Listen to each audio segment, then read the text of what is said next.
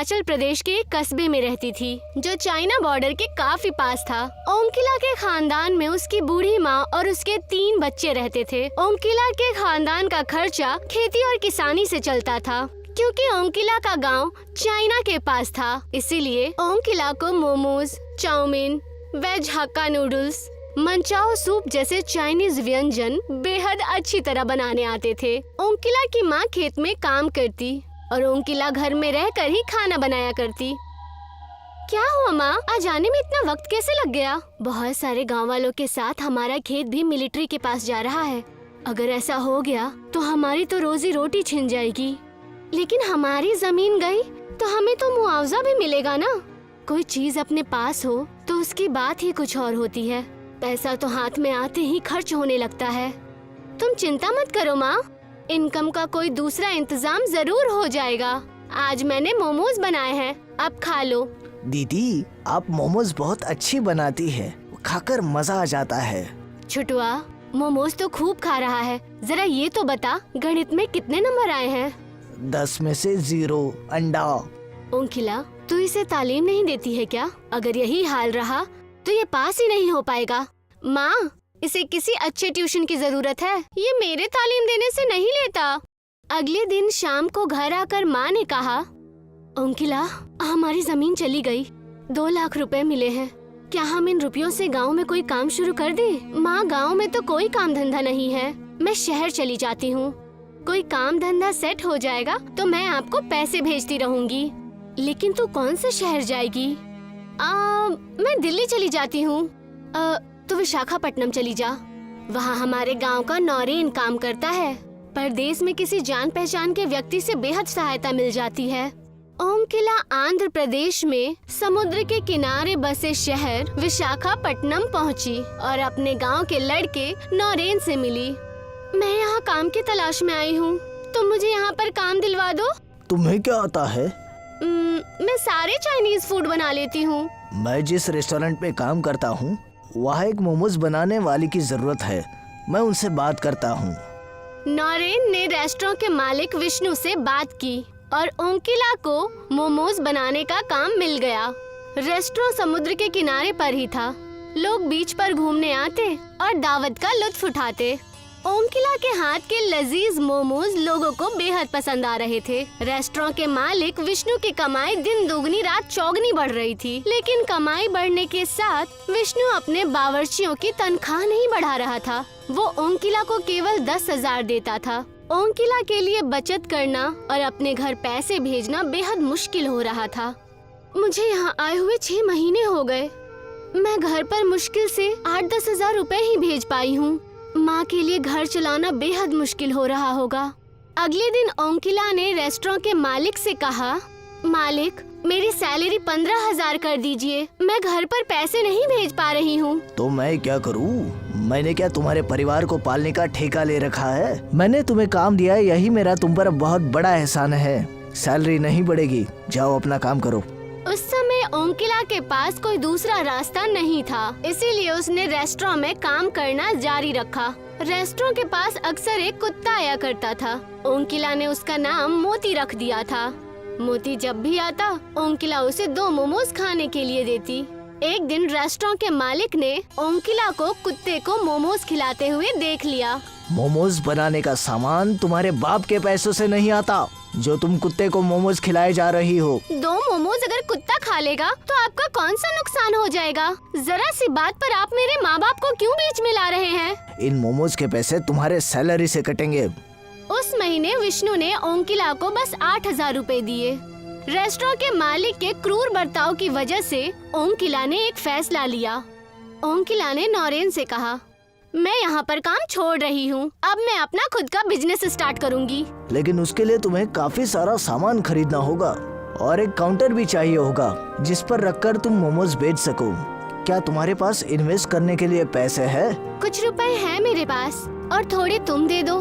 ओंकिला ने समुद्र के किनारे एक काउंटर पर अपने मोमोज बेचना शुरू कर दिए। अब विष्णु के रेस्टोरेंट पे कम लोग ही मोमोज खाने जाते। बीच पर घूमने वाले ज्यादातर लोग ओंकिला के मोमोज खाते। ओंकिला अब लगभग 20,000 रुपए महीने कमाने लगी थी।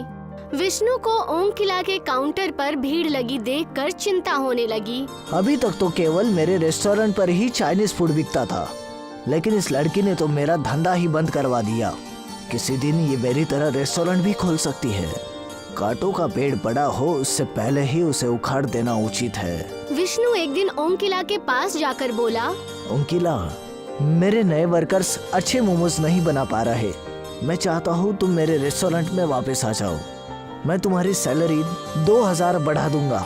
नहीं सर, अब मैं 20,000 कमाती हूँ। मुझे अब आपके रेस्टोरेंट में काम करने की जरूरत नहीं है। तो तुम अपना धंधा मेरे रेस्टोरेंट से कहीं दूर शिफ्ट कर लो।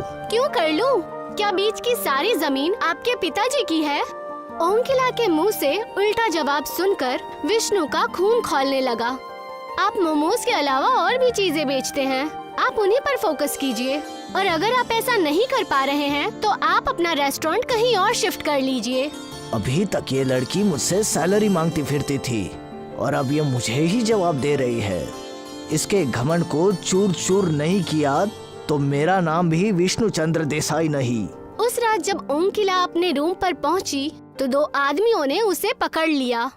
अगर तुमने अपना धंधा विष्णु भाई के रेस्टोरेंट से अलग नहीं किया तो तुम्हारे और तुम्हारे परिवार के लिए ये अच्छा नहीं होगा। हमारी पहुंच अरुणाचल प्रदेश तक है, तुम्हारे परिवार पर भी हमारी नजर है। दोनों आदमी ओम किला को धमकाकर वहां से चले गए।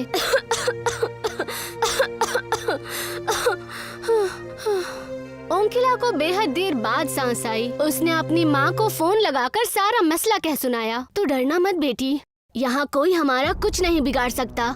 तू अपना धंधा जारी रख। तू इसी समय पुलिस के पास जा। ओम किला ने पुलिस के पास जाकर शिकायत की। पुलिस विष्णु के पास पहुँची। विष्णु भाई, आप यहाँ के इज्जतदार इंसान हैं। क्या आप किसी की जान लेकर हत्यारा बनना चाहते हैं? नहीं नहीं इंस्पेक्टर साहब, किसी की जान लेने का मेरा कोई इरादा नहीं है। मैं तो सिर्फ उस लड़की को डराना चाहता था। इस तरह डराने धमकाने वाले काम मत कीजिए, वरना आपके लिए मुश्किल खड़ी हो जाएगी। उस लड़की को अपना बिजनेस करने दीजिए। पुलिस के वहाँ से जाने के बाद विष्णु सोचने लगा, बल से काम नहीं चलेगा, मैं फंस जाऊंगा। दिमाग से काम लेना होगा। कुछ दिनों बाद ओम किला के पास एक लड़की आई। हेलो मैम, मैं हिंदुस्तान पे कंपनी की तरफ से आई हूँ। प्लीज आप हमारा कोड स्कैनर लगवा लीजिए। इसके तो पैसे जाएंगे, ये फ्री है। आप मुझे अपना मोबाइल दीजिए, मैं आपका अकाउंट इससे लिंक कर देती हूँ।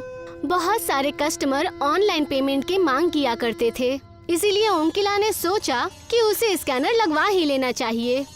ओम किला ने अपना मोबाइल उस लड़की को दे दिया। वो लड़की एक हैकर थी जिसे विष्णु ने भेजा था। लड़की ने ओम किला के बैंक अकाउंट से सारे पैसे निकाल लिए। ये लीजिए, हो गया। अगले दिन ओम किला जब अपने एटीएम से पैसे निकालने पहुंची तो उसे पता चला कि उसके बैंक अकाउंट में एक भी पैसा नहीं है। ओम किला तुरंत बैंक गई और उसने अपने अकाउंट के बारे में पूछताछ की। बैंक में उसे बताया गया कि वो ऑनलाइन धोखाधड़ी की शिकार हो गई है। ओम किला समझ गई कि हिंदुस्तान पे वाली लड़की ने उसे धोखा दिया। ओम किला ने पुलिस स्टेशन में उस लड़की की रिपोर्ट लिखाई, लेकिन उस लड़की का कहीं भी पता नहीं चला। उधर विष्णु ने ओम किला का काउंटर भी चोरी करवा दिया, जिसमें ओम किला अपना सारा सामान रखा करती थी। ओम किला के पास अब ना तो इन्वेस्टमेंट के लिए पैसे थे और ना ही खाना बनाने का सामान। वो रोती हुई नौरेन के पास पहुंची। मैं लुट गई नौरेन। क्या हुआ ओम किला, तुम रो क्यों रही हो? ओम किला ने नौरेन को सारा मसला कह सुनाया। क्या तुम मुझे 10,000 रुपए दे सकते हो? नौरेन 2 दिन पहले ही गांव से लौटा था। मुझे माफ कर देना ओम किला, मैं परसों ही अपने बहन की शादी करके लौटा हूँ। मेरे सारे पैसे उसमें ही खर्च हो गए। ओम किला बीच पर बैठकर रोने लगी। तभी वहाँ वही कुत्ता मोती आया, जिसे वो मोमोज खिलाया करती थी। आज मेरे पास तुम्हें खिलाने के लिए कुछ भी नहीं है, पूरी तरह से बर्बाद हो चुकी हूँ। मोती अचानक एक देवता में बदल गया। मैं समुद्र का देवता वरुण हूँ और कुत्ते के रूप में बीच पर टहलकर लोगों की परीक्षा लेता हूँ। आपने मुझे दर्शन क्यों दिए? मैं तो कभी पूजा पाठ भी नहीं करती। भगवान हमेशा किसी जीवित प्राणी के रूप में ही परीक्षा लेने आते हैं। वरुण ने ओम किला को कुछ बीज दिए। इन बीजों को समुद्र के रेत पर फैला देना। इनसे जो पौधे निकलेंगे उन पर मोमोज आएंगे, जिन्हें सब बस तुम ही अलग कर पाओगी। इतना कहकर समुद्र देव वहाँ से गायब हो गए। ओंकिला ने बीजों को बीज पर डाला और अगले ही दिन उनमें से पौधे निकल आए जिन पे मोमोज के फल लगे हुए थे। ओंकिला ने मोमोज को तोड़कर एक टोकरी में रखा और मोमोज बेचने लगी। उन मोमोज में वही स्वाद था जो ओंकिला के हाथों से बने मोमोज में होता था। विष्णु को जब पता लगा कि ओंकिला ने बीज पर मोमोज के पौधे उगाए हैं, तो वो रात में मोमोज के पौधे तोड़ने पहुंच गया। विष्णु ने एड़ी चोटी का जोर लगाया, लेकिन ना एक भी मोमोज टूटा और ना ही एक भी पौधा जमीन से बाहर निकला। विष्णु बाजार जाकर जहरीले कीटों वाली दवाई ले आया जो फसल को नष्ट कर देते हैं। उसने मोमोज के पौधों पर कीड़ों को छिड़क दिया। अब आएगा मजा। लेकिन तभी एक तेज समुद्र की लहर आई और उसने सारे मोमोज के पौधों से कीड़ों को साफ कर दिया। विष्णु एक दरख्त के दुकान में जाकर ढेर सारा दरख्त उठा ले आया और उसने दरख्त को मोमोज के पौधों पर रख दिया और फिर उसने उन सारे दरख्तों पर पेट्रोल छिड़ककर आग लगा दी। विष्णु को लगा कि अब काम बन जाएगा, लेकिन तभी बीच पर जोरदार बारिश होने लगी और आग बुझ गई। बारिश को भी अभी आना था। तभी वहाँ पर नौरेन आ गया। ये सब आप क्या कर रहे हैं मालिक? ओंकिला ने मुझे बताया था कि ये मोमोज किसी देवता के वरदान हैं। कोई इनका कुछ नहीं बिगाड़ सकता। मैं नास्तिक हूँ, मुझ पर इन देवताओं और वरदानों की बातों का कुछ असर नहीं होगा। मैंने अपनी जिंदगी में सब कुछ अपनी मेहनत से हासिल किया है और मैं तुम्हें ओंकिला की फ्री के मोमोज को तबाह करके दिखाऊंगा। तभी ओंकिला वहाँ आ गई। विष्णु सर, आप मेरे मोमोज के पौधों को कोई नुकसान मत पहुँचाइए, वरना मैं फिर से पुलिस के पास जाकर आपकी कंप्लेन कर दूंगी। अगर ये बार बार पुलिस के पास गई तो मेरी तो इमेज खराब हो जाएगी। अभी तो यहाँ से चले जाना ही ठीक होगा। तुम गलत समझ रही हो ओंकिला, मैं तो बस यहाँ इन मोमोज को देखने आया था। अगर तुम्हें कोई परेशानी है तो मैं यहाँ से चला जाता हूँ। नौरेन, तुम मेरे साथ आओ। विष्णु नौरेन को साथ लेकर अपने घर पहुँचा। नौरेन, तुझे मेरा एक काम करना है। कैसा काम सर? तू अपने गाँव जा और किसी तरह ओंकिला की माँ और उसके भाइयों को बीमार कर दे। अगर वो बीमार पड़ गए तो ओंकिला को उनकी देखभाल के लिए घर वापस जाना पड़ेगा और इसी तरह ओंकिला रास्ते से हट जाएगी और तुझे मैं इस काम के 50,000 दूंगा और अगर तूने इनकार किया तो मैं तुझे नौकरी से निकाल दूंगा। नौरेन मुसीबत में पड़ गया। उस रात वो सो नहीं पाया। हे भगवान, मैं क्या करूं? मैं नौकरी नहीं छोड़ सकता, नहीं तो मेरे बच्चे भूखे मर जाएंगे। मेरे पास इस काम को पूरा करने के अलावा और कोई चारा नहीं है। आगे जो होगा देखा जाएगा। आखिर मैं ये पाप खुद से तो नहीं कर रहा, मैं तो बस मजबूरी में कर रहा हूँ। भगवान, मुझे माफ करना। नौरेन अपने गांव गया और ओंकिला के घर मिठाई का डब्बा लेकर पहुँच गया। ओंकिला की माँ नौरेन की मौसी लगती थी। मौसी, मैंने नई मोटरसाइकिल खरीदी है, इसकी मिठाई लेकर आया हूँ। ओंकिला की माँ नौरेन पर बेहद यकीन करती थी। बेहद खुशी की बात है बेटा। और सुनाओ, घर पर सब कुछ अच्छा तो है ना? और ओंकिला कैसी है? घर पर सब कुछ अच्छा है और ओंकिला की भी अच्छी कमाई हो रही है। आपकी बेटी बहुत मेहनती है। ऐसी बेटी किस्मत वालों को मिलती है। कुछ देर बातें करने के बाद नौरेन वहाँ से चला गया। ओंकिला की माँ और उसके भाइयों ने मिठाई खा ली। उन चारों को बुखार आ गया और वो चारों बुरी तरह बीमार पड़ गए। ओंकिला को अपने परिवार की देखभाल के लिए घर लौटना पड़ा। अब मुझे कोई डर नहीं। इन पौधों को उखाड़ नहीं सकते, लेकिन खत्म जरूर कर सकते हैं। विष्णु एक रोड रोलर ले आया और उसने रोलर को पौधों पर चढ़ा दिया, लेकिन उससे भी पौधों का कुछ नहीं बिगड़ा। रोलर ऊपर से गुजर जाने के बाद पौधे फिर से वैसे ही खड़े हो गए। विष्णु गुस्से से पागल हो गया। उसे सामने वही कुत्ता मोती दिखा। विष्णु ने अपना गुस्सा कुत्ते के ऊपर निकालना चाहा। आज मैं इस कुत्ते को जिंदा नहीं छोड़ूंगा।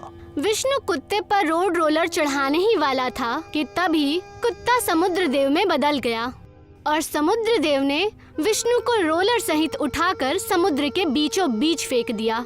बचाओ, बचाओ, मुझे तैरना नहीं आता, कोई मुझे बचाओ।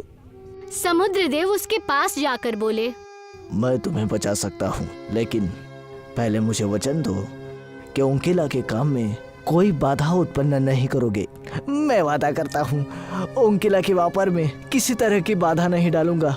उसके पैसे वापस कर दूंगा और उसका काउंटर भी। तब समुद्र देव ने विष्णु को उठाकर समुद्र के किनारे फेंक दिया और वो वहाँ से गायब हो गए। तभी वो ओंकिला के घर पहुँचे और उसके सारे परिवार को ठीक कर दिया। ओंकिला शहर वापस लौट आई और उसका काम पहले की तरह चलने लगा।